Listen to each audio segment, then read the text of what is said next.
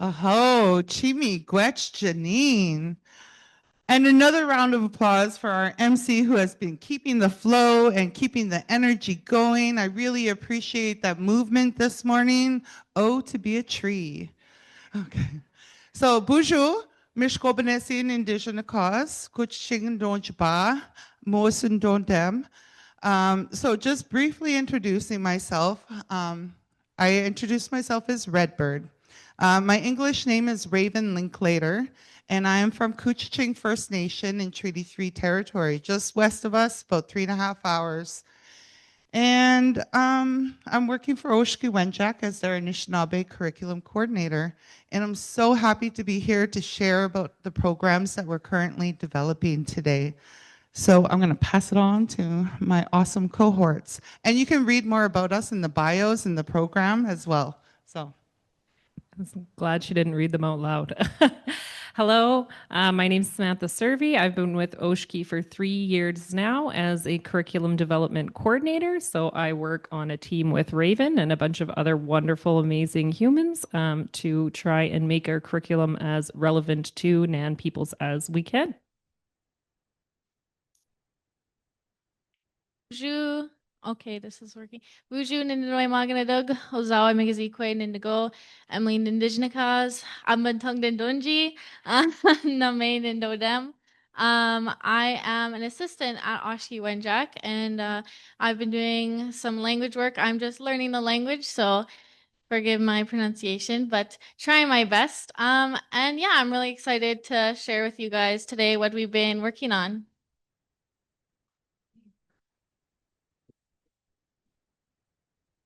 Okay, I'm going to start us off with our land acknowledgement. And forgive me, we also are culprits of saying Oshki, so hopefully I don't slip into that too. So Oshki-Wenjack respectfully acknowledges its campus is located on the traditional lands of the Anishinaabe peoples of Fort William First Nation, signatory to the Robinson Superior Treaty of 1850. We also recognize the contributions made to our community by the Inuit and Métis people. So the area that we're currently servicing is, we get our mandate from the NAN. Sorry, I just all of a sudden got really nervous and I couldn't see the slide, but I'm good. So we get our mandate from NAN and we service and build curriculum for your communities, and we service other communities as well. So the students and learners that come to Oshki-Wenjack are both from NAN communities, and they're also from other communities too. However, we're building programs specifically geared to meet the needs of NAN communities, because that's really important.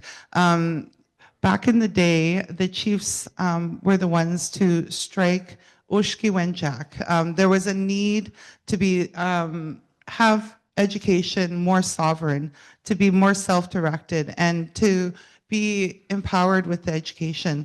And so they were looking at creating post-secondary education institute, and they did so in doing so with partnerships. So currently we have a lot of different programs with 6 different partners. Soon we're going to become accredited and develop our own programs. So today that's what we're here to talk about, is the programs that we're going to be developing under our own names. So thank you kindly. Let's go. Okay, so Oshki-Wenjack stands for a new beginning and was established in 1996 to provide culturally appropriate education and training programs that meet the needs of the people and communities by Anishinaabe Aski Nation Chiefs Resolution. I'm not going to read this whole thing because you guys can probably read it just fine up there. But as Ravin says, we've been working in partnership and we are now seeking to become accredited. So that is why we're here today, is to continue to meet the needs of the people and the communities. So as you see, we've dropped off a bunch of fun stuff on your tables because we are looking for feedback from all of you today. What is Oshki-Wenjack's vision? It is strengthening nations through First Nation education. And our mission is building and empowering First Nation futures. So these are for all of your members to ensure that we are building education directly to meet the needs of your communities.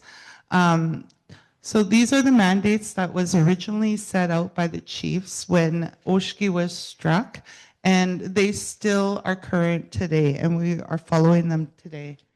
You can break out your phones now. At any point, if you have a question that you would like answered, you can type in the question into Slido, and we're going to have Emily be monitoring the Slido questions, and we'll be able to answer them.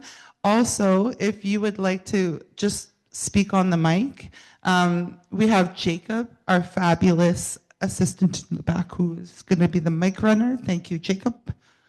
Yeah.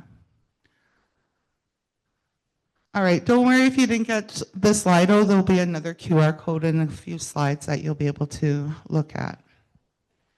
So we're here today specifically to talk about a few of the programs that we are actively working on. You'll see here that we have one that is in phase 1 and then 2 that are in phase 2. We're also here as working on a separate language project that isn't listed up here. I'll give you a quick introduction. So our phase 1 program that we are beginning the development of is an Indigenous College Access Certificate program. So this is a pathway into post-secondary education for Indigenous learners that is rooted in Indigenous ways of knowing, being, and doing, right from the core to curriculum development. So that is something that we're hoping that we can get some information for today, but we'll be focusing mainly on our other 2 programs. So our First Nation Classroom Assistant Diploma and our Anishinaabe Language Certificate and Diploma. So I'm going to turn it over to Ravin for a second because she's been heavily involved with the Classroom Assistant. Yeah, so right now, we have a partnership with Nipissing University and are delivering Indigenous Classroom Assistant program. And we were looking at developing our own program as we become accredited. So we'll no longer be needing to partner with other institutes, which means we can develop our own curriculum right from the base up. So rather than having to tweak mainstream curriculum to suit our needs, we just start right from scratch building it. So I think it's really amazing to be able to do this. So currently in this project, we've engaged with a program advisory circle. In mainstream, they call them committees, but we've decided to change the term that we're going to be using to be more imbued within our own Indigenous worldview and knowledge sets and processes. So we decided to change the word from committee to circle. Another thing that came out of our program advisory circle, we call them PACs, was that they were not so keen on using the term Anishinaabe. So we had changed when we decided that we were going to go alone in this program. We had changed it from Indigenous Classroom Assistant Program to Anishinaabe Classroom Assistant Program. And based on feedback from our program advisory circle, we're changing it again to First Nation Classroom Assistant Diploma. So when you guys give us feedback, we take it to heart and we make sure that we build it into the program that we're doing. So the feedback that you guys are going to give us today is really, really meaningful, and we will take it to heart. We will make sure that we will include it in the work that we do going forward. Okay, and finally, the other program that we're going to be discussing and project actually revolve around language. So we have 2 language projects that are ongoing. The one that's listed up here, the Anishinaabe Language Certificate/Diploma program. So we're going to be offering both a certificate and a diploma. And we're currently looking for feedback from communities to help us create that program.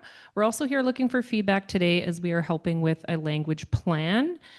for all of the different communities. So we just want to kind of capture what your language goals are and trying to see if we can help you meet those goals ourselves or help you connect with other programs and services that are out there to help meet those goals. So those are some of the things we'll be doing as we move forward. And now you guys get to do some fun tasks.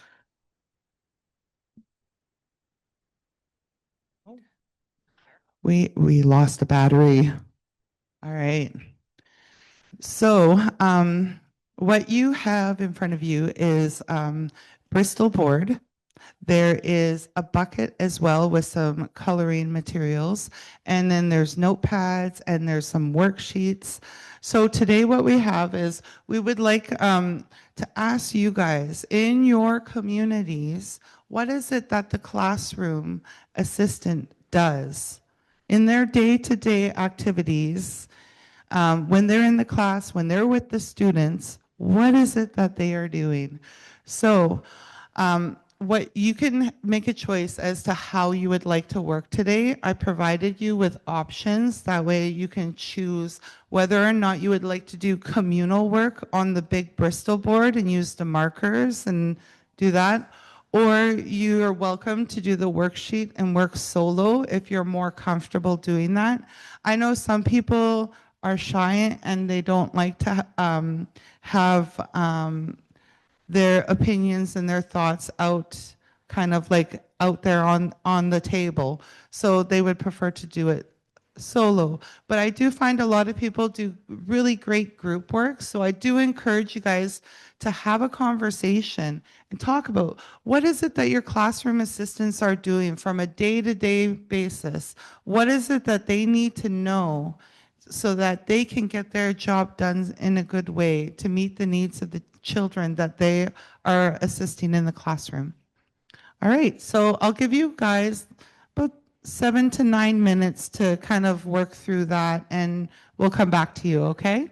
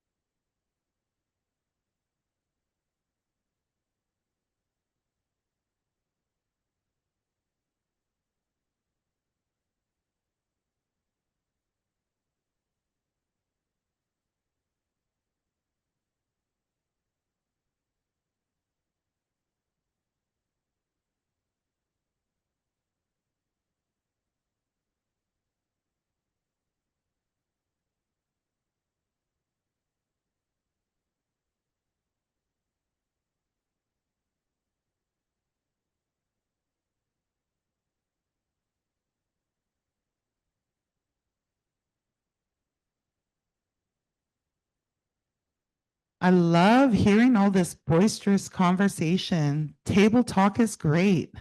So I'm going to let you guys go for another 4 minutes and then we shall reconvene. And then, yeah, we'll keep the show rolling. So you got about 3.5 more minutes. Okay. Thank you.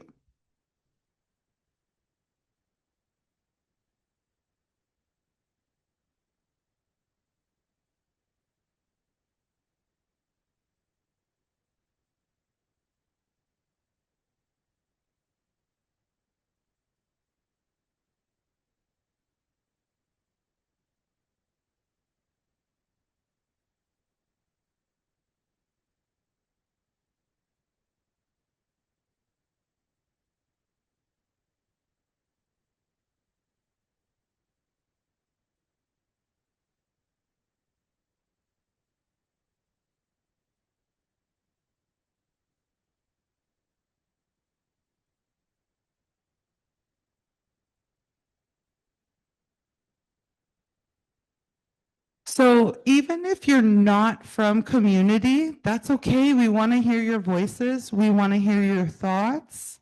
We want to know what your notions are as well. So the more ideas that we collate, the better. So thank you kindly for being brave and sharing your ideas and notions.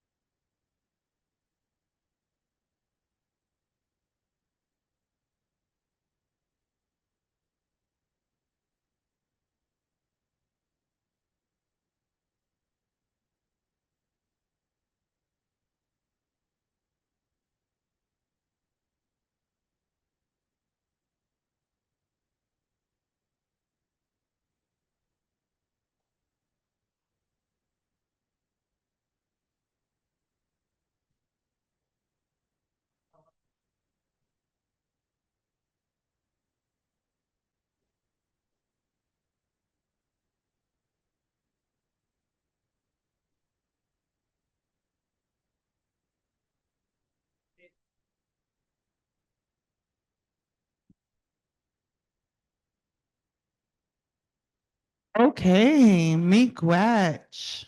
Thank you kindly for having such boisterous conversations. I see you guys have been doing lots of work, so I appreciate all the homework being done. And I managed to have left my clicker at the table. So yeah.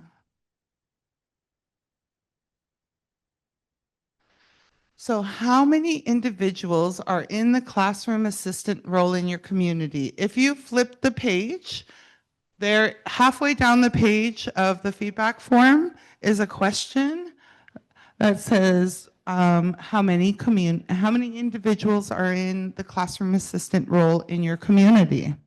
So if you could just take a moment to fill that out for us. Let us know what community you're from as well. That would be helpful.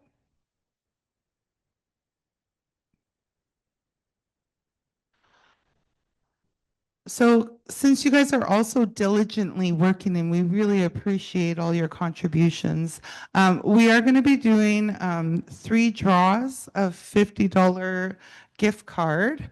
And we're going to have Aiden here walk around handing out paper, and you can fill them out and then bring them. We'll come and collect them.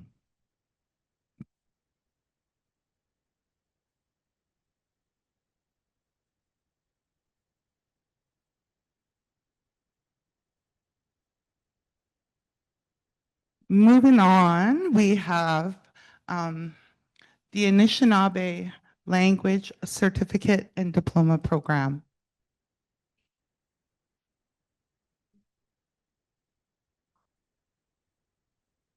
But it's not up here. Flip the page. Flip. Oh, there we go. So in doing the Anishinaabe Language and Certificate Diploma, we had done a survey and we had gone to a variety of different events, and I'm going to actually let Emily do this piece.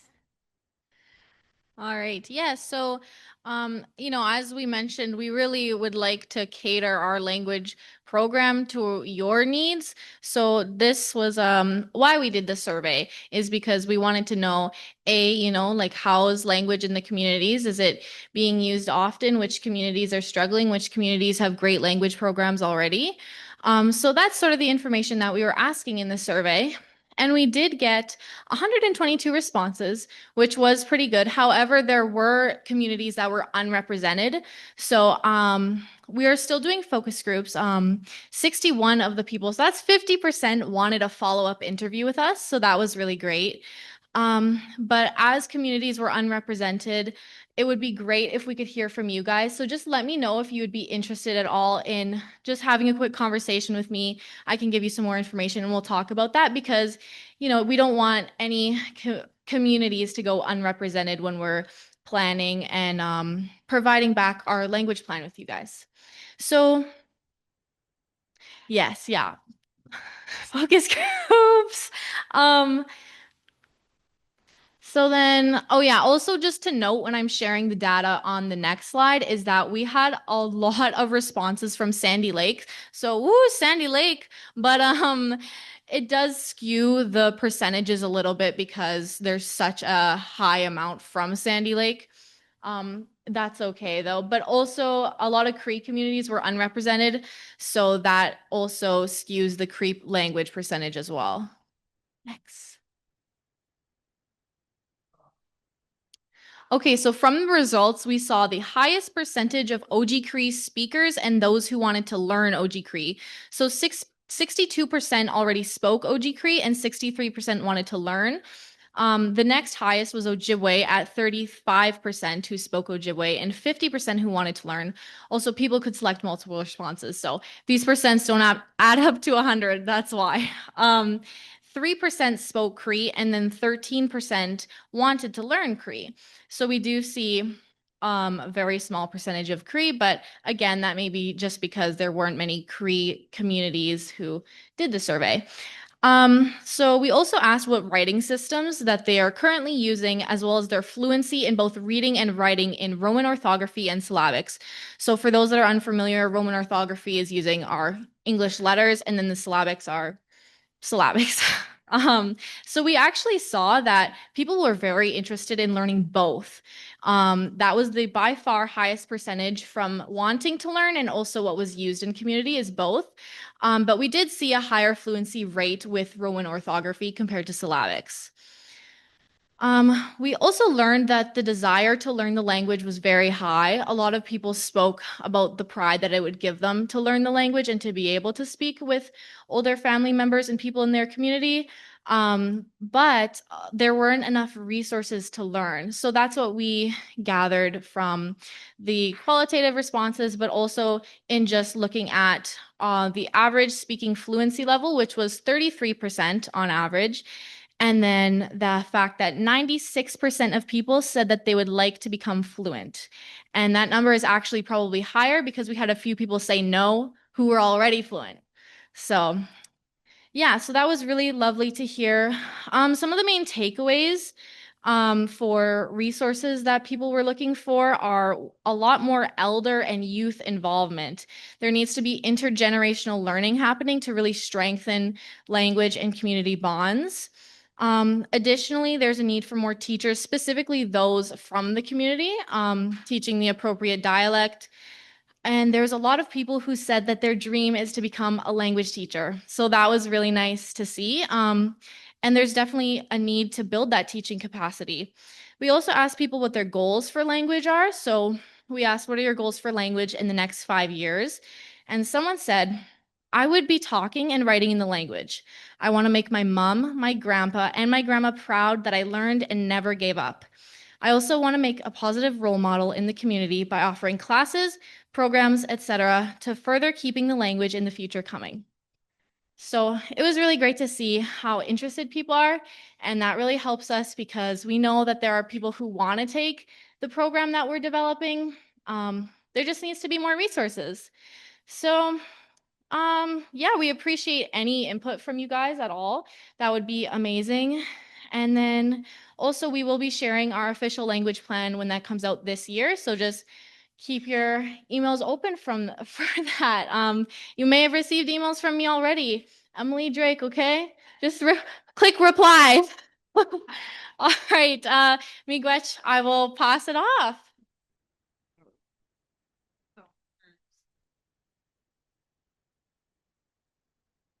Okay, so again, we have the QR code up. So if you have any questions or feedback regarding the survey, Emily is ready to be grilled.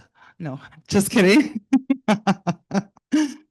We'll be kind to Emily. We like her.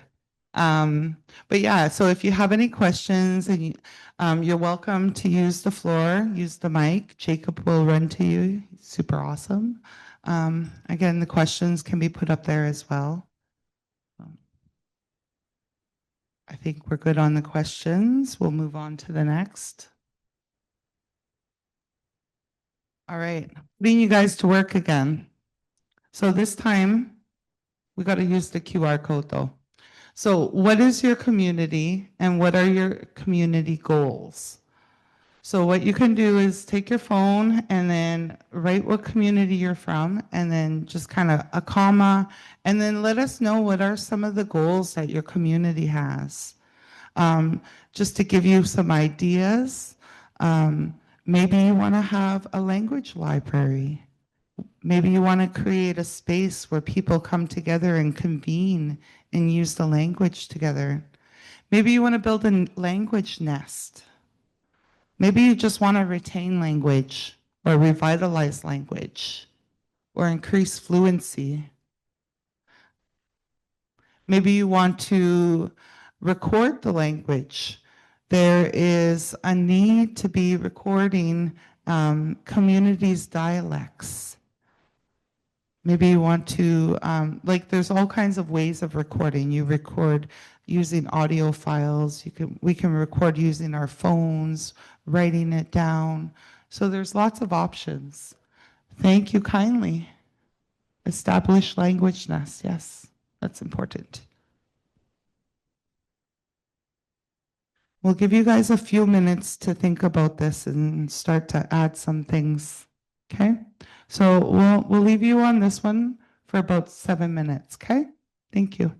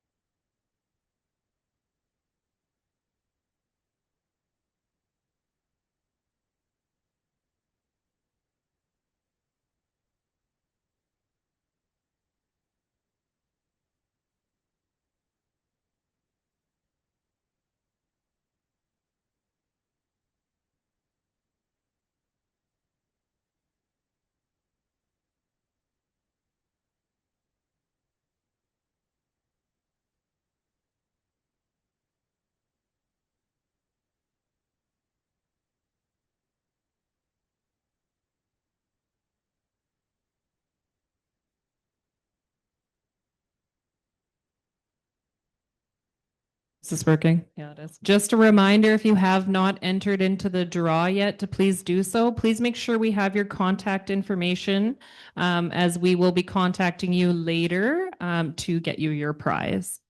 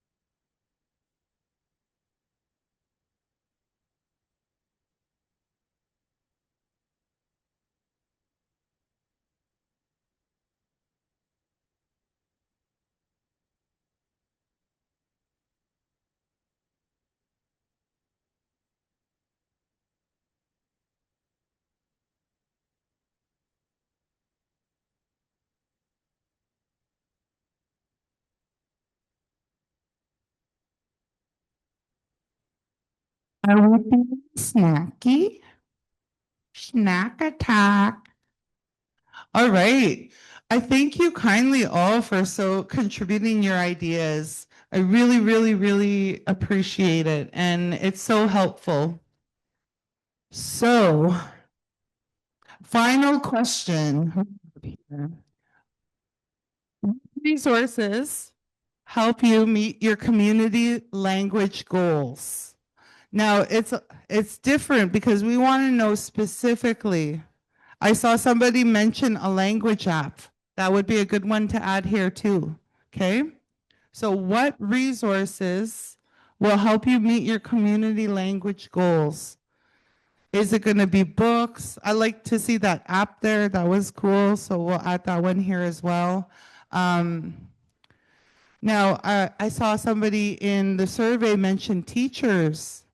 Well, teachers need to be paid. So there needs to be funding mechanisms in place as well.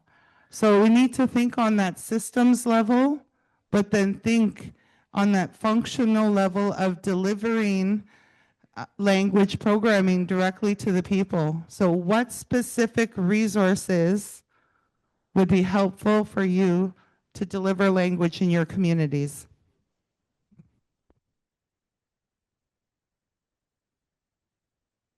I like that. Actually, I've been following an academic named Maya Chakabi, and she's been training an AI named Alaric. And this AI's responses are hilarious.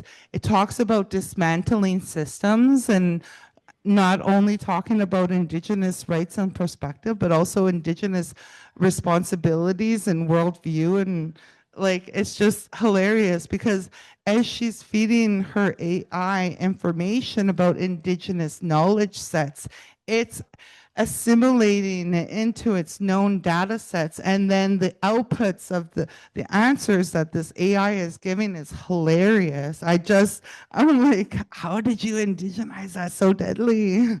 Good job, Maya Chakvi.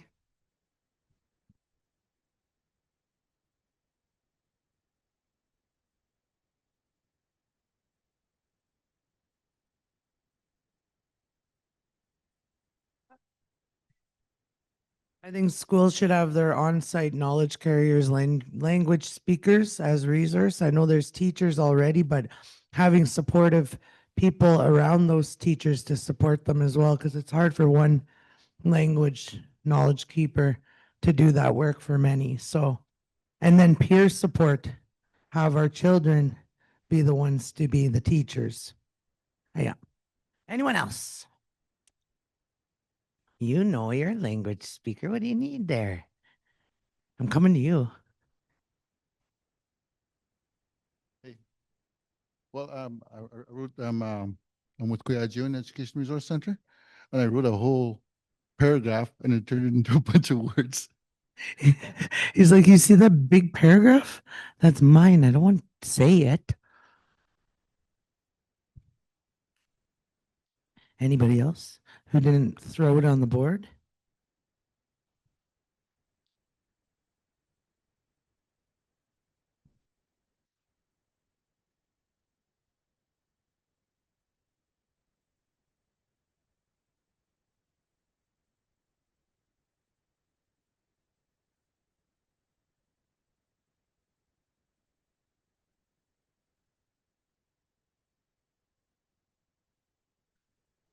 Walking into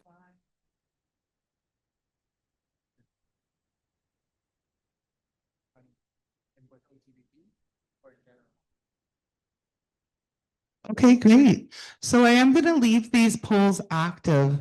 So if like after dinner and you're like, oh man, I had a really good idea. And then, so I'm going to leave them active until tomorrow at noon. So if you have any brilliant ideas in the middle of the night and you just got to answer them, by all means. So we'll do that. Oh, click. More community feedback. So requests will be sent to each chief and council, as well as respective directors. So if we're going to be developing a CHR program, a community health representative program, then we're going to contact the health directors.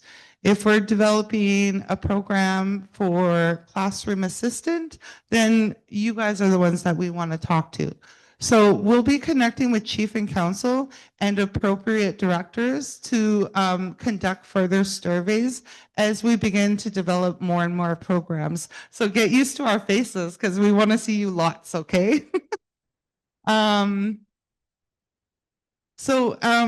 we wish to copy you on this correspondence in front of you guys. You guys all have a feedback form. So you're welcome to start entering that feedback form and looking at that and entering your email address. That way we can have the most current up-to-date information that you have, okay? So give you a couple minutes just to finish that up.